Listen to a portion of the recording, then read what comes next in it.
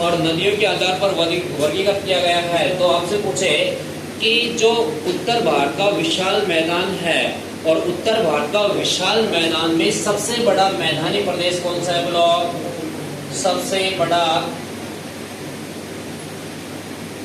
सबसे बड़ा मैदानी प्रदेश है। मैदानी प्रदेश कौन सा है? बोलो गंगा नदी का मैदान। कौन सा नदी का मैदान है? गंगा नदी का मैदान। और गंगा नदी का मैदान है तो आपसे पूछे कि गंगा नदी का मैदान को किस आधार पर वर्गीकृत किया गया है? नदियों के आधार पर वर्गीकृत किया गया है। नेक्स्ट है कि गंगा नदी का मैदान कि गंगा नदी के आसपास फैला हुआ भाग है। गंगा नदी के आसपास है फैला हुआ भूभाग है। कौन सा भूभाग है? गंगा नदी के आसपास फैला हुआ भूभाग है। तो लिखना डाल के लिखना गंगा नदी का मैदान, रोमन संख्या जोड़ा लिखना और फिर इसमें लिखना गंगा नदी का मैदान है को गंगा नदी के मैदान को नदियों के आधार पर वर्गीकृत किया गया है।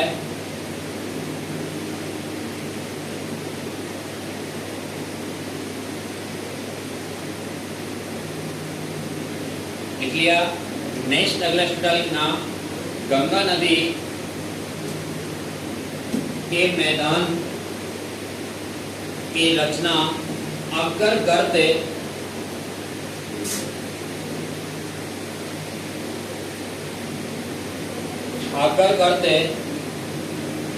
में हुई है। गंगा नदी का मैदान की रचना मतलब बना या निर्माण या उत्पत्ति। गंगा नदी का मैदान है की रचना अगर गर्त में हुई है। लिख लिया। नेक्स्ट ना उत्तर भारत के विशाल मैदान में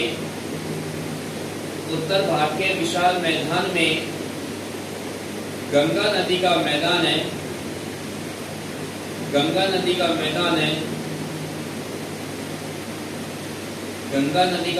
है। 26% भूभाग में फैला हुआ है। 26% भूभाग में फैला हुआ है। 26% भूभाग में फैला हुआ है जो सबसे बड़ा मैदानी प्रदेश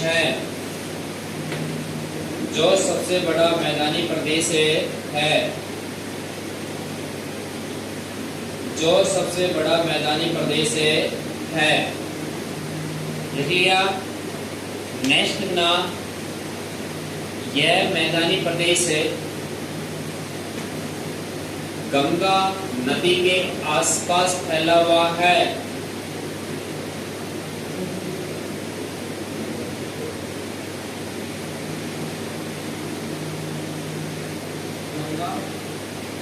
गंगा नदी के आसपास फैला हुआ है। गंगा नदी के आसपास फैला हुआ है। लिख लिया सबने? All are satisfied? अब देखो कि अब अपन को देखना है कि भाई गंगा नदी प्रवाहित होती है तो आसपास मतलब बाढ़ग्रस्त क्षेत्र तो है और बाढ़ग्रस्त क्षेत्र है तो उसमें उपजाऊ मिट्टी जमा तो करेगी और उसको क्या कहते हैं? बेट कहते हैं। और बेट कहते हैं तो लिखो इसके आगे स्टार्ट लिखना गंगा नदी